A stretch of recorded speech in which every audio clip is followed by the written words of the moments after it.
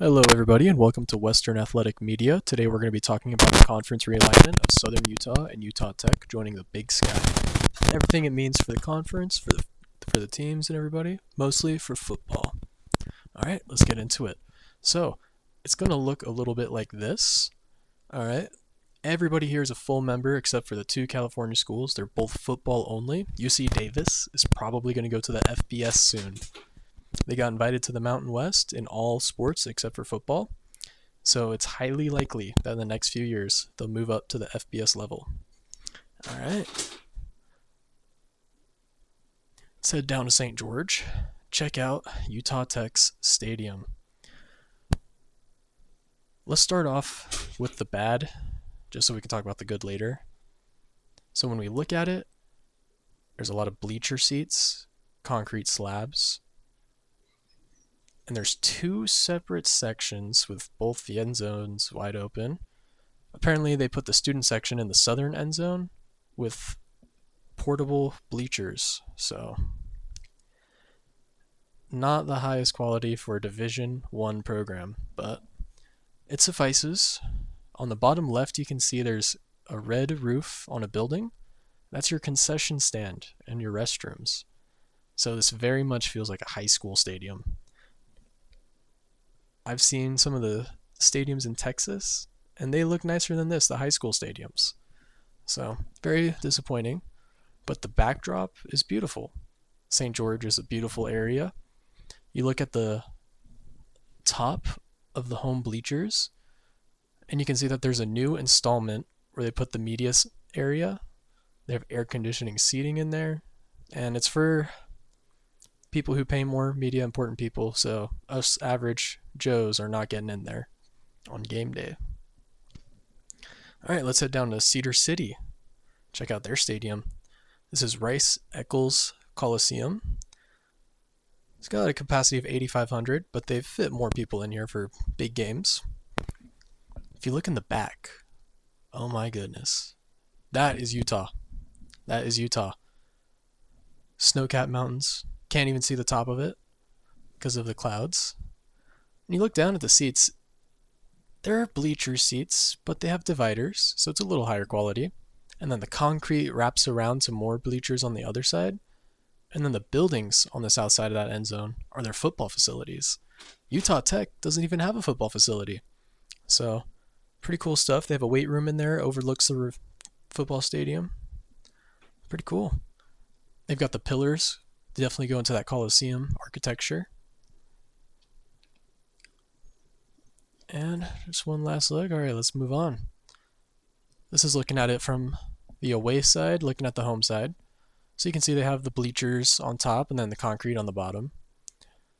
And as you can also see, conference championships, 2010, 2015, 2017. Two of those are in the Big Sky. Playoff appearances in two of those years as well. Big Sky Conference champions. This is a competitive football program. These guys know what they're doing. There's good ball being played up in Cedar City. But to everyone's surprise, in 2022, they left the Big Sky, Southern Utah. And they joined the Western Athletic Conference with Utah Tech, who got invited up to the FCS level. As you can see, 2-3 in conference for Southern Utah and Utah Tech. That's okay. That's competitive. Southern Utah had one more win on the regular season outside of their conference. But they're playing schools in Texas. It's pretty weird. I mean, you got Utah Tech and Southern Utah. Okay, Western USA. But then you got Texas, which is borderline Southern. Now you got to fly. Instead of being able to bus, now you got to fly. I don't know if that was a smart move by Southern Utah, but they wanted to be close with Utah Tech, so it's a decision they made. But the Western Athletic Conference already foregoes some struggles, and then after only 1 year of football play, they changed and rebranded to the United Athletic Conference, taking on a handful of Southern teams.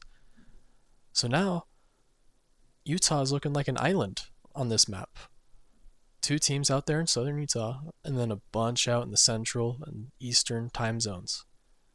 It's a logistics nightmare, because we're talking about football here, but there's other sports too. This is an expensive expensive move because now you have to fly all these teams all the way out, and you have to bus them down to Las Vegas to fly out too.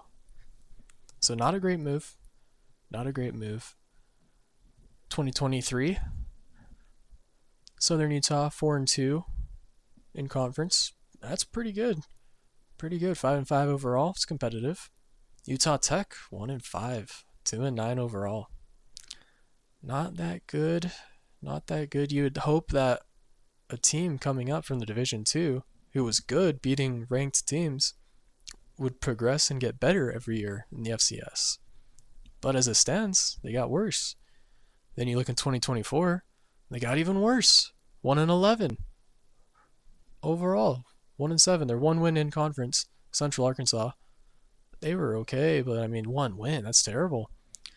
But for Southern Utah, 7-5 in an overall record, 6-2 in conference. Very good, very competitive. They were close to a playoff bid. Second overall in a tie.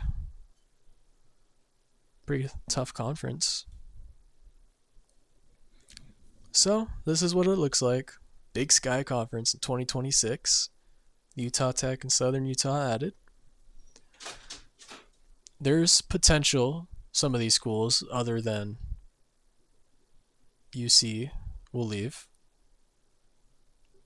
Montana State and Montana have been rumored to have talks with the Mountain West about potentially going up.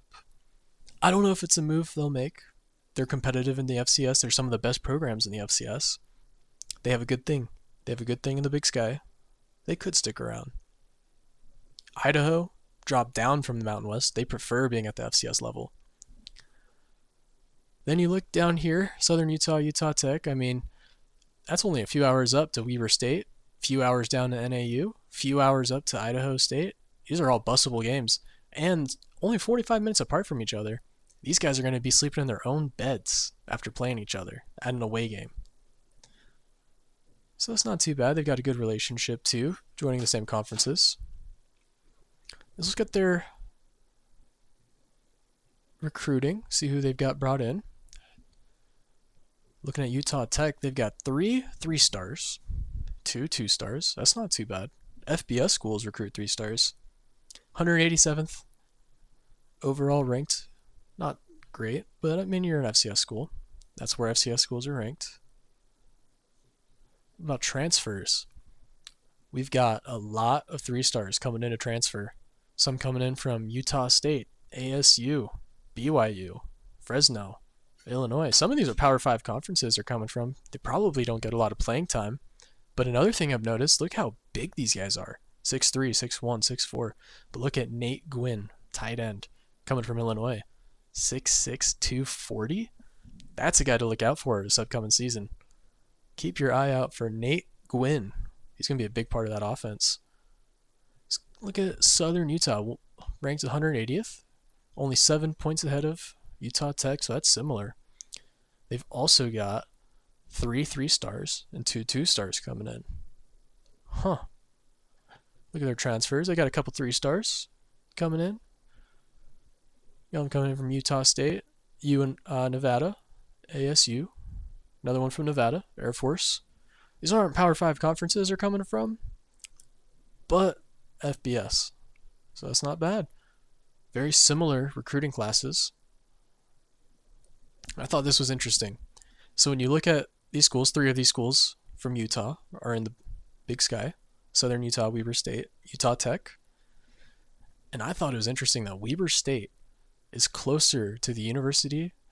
I'm sorry, Utah State University. Bigger even. Wow, that's crazy. Yeah, they're bigger than Utah State. That is so interesting. Utah Tech and Southern Utah are very close. Utah Valley is huge. Pretty interesting. So Southern Utah, Utah Tech, another similarity. Then you look at their football budgets. Utah Tech, Southern Utah immediately at the bottom. But Southern Utah has proven that they can maintain competitive football play, even with putting down smaller numbers for their program. Weber State also has been competitive. They don't pay much more than Utah Tech. And they're much closer, Southern Utah, Utah Tech, they're much closer to the middle of the pack And some of those middle of the pack teams are to Montana State, which are dominant programs. Battle of the Axe. Southern Utah and Utah Tech, they play each other. This rivalry dates back to the 1930s. They stopped it in the 1960s, and they brought it back in the 2020s.